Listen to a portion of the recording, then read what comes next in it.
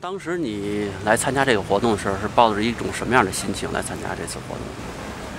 因为我曾经去过西藏2次，然后但是觉得都是走马观花的旅游，不太了解。然后认识朱木老师以后，他告诉我有这样一个活动，然后就非常有兴趣，然后就想详细的了解一下，藏族人的生活习惯呀、民族文化呀，这样的深入的体会一下。因为以前呢也曾经去过藏地，但是主要是因为信仰的关系吧，但是对藏族人的生活、文化没有过多的了解，所以想借这个机会，参加这个活动，来深入了解一下。因为我刚开始说我来这儿是不带任何目的，但是后来我发现不是那么一回事儿。我觉得我不带任何目的，但是其实我是有很多其他的牵挂在，但是我没发现。然后在这几天的相处和朋友们相处当中，我发现了，然后还解决了，我就特别开心。感受是吧？其实我们这些活动有些我不能完全领会其中的意义，只是作为一个体验吧。但是我感受最深的就是，这么多天近距离的接触空行母呀，还有那些活佛大堪布，我觉得真的感受到什么是慈悲和智慧，真的，这是我最大的感受。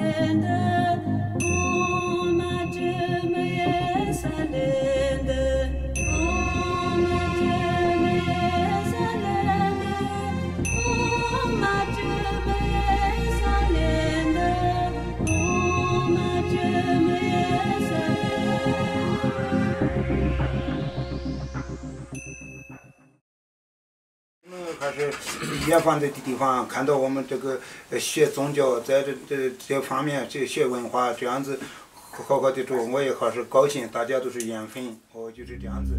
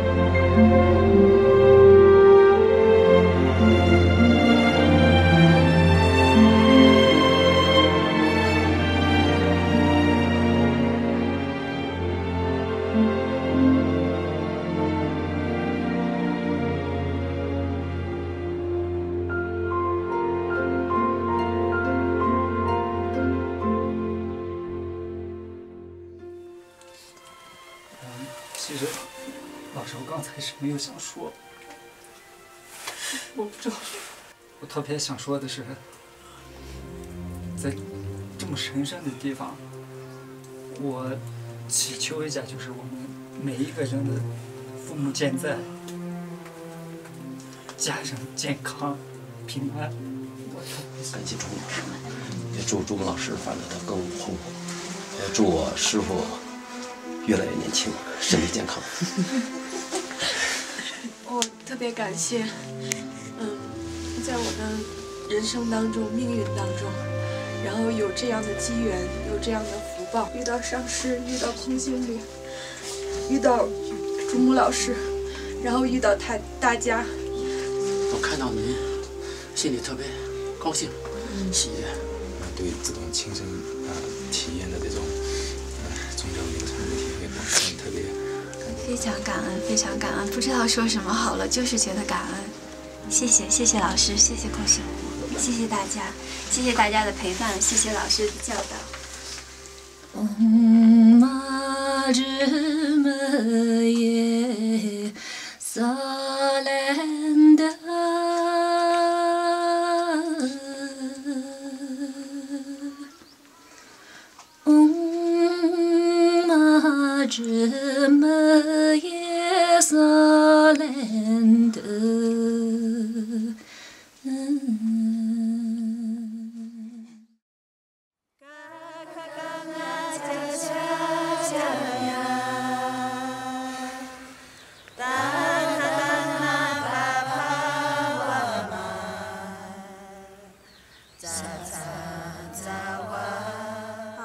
这个是自然显现的，因为这边都是神像嘛，法身佛、报身佛和化身佛在这里。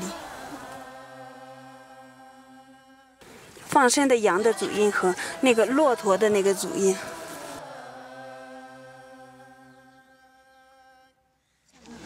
金刚杵的自然显现，海螺的自然显现。然后这个呢，你看30个辅音字母的那个自然画现、自然显现出来，不是用人去故意去制造或者是刻出来的、画出来的。不是看得很清楚，但是你看晒了的晒看出来了没？特别开心。接下来我们在这里，同学们一起唱诵一遍我们的30个字母辅音的那个歌吧。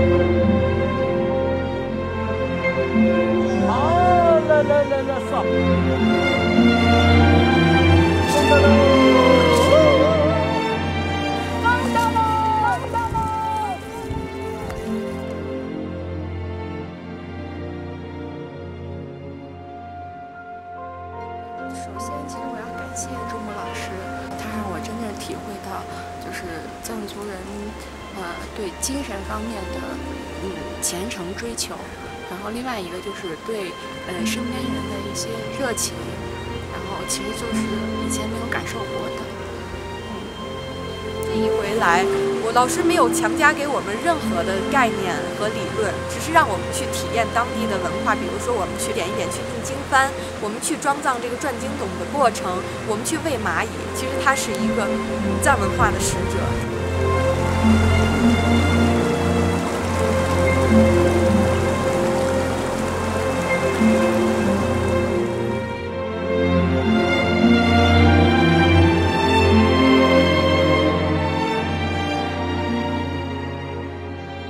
希望朱木老师一直都是健健康康、幸幸福福，和我们大家一直在一起，我就非常满足了。我最想跟大家说的就是，朱木老师，我爱你。哎呀，朱木老师，我爱你，真的。然后我自己改变了特别多，特别的感谢你，都不知道怎么说了。家上了公路，早上了成都。看一个往上带，所以那个你特别这个嘛了，你就看给这个。